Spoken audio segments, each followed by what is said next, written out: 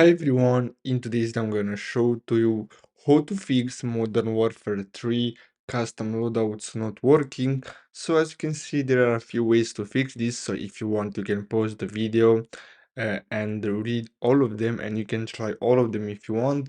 But the one that helped me and it fixed the problem for me was the clear game cache. So as you can see, this one right here, as you can see.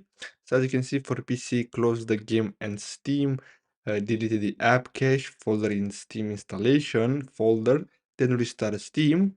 For PlayStation, turn off the console, unplug it for 30 seconds, then restart. And for Xbox, go to the settings, then system storage, and clear the system cache and restart.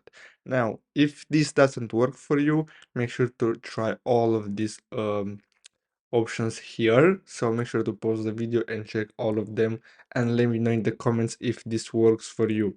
So I hope you found this video helpful. Thanks for watching.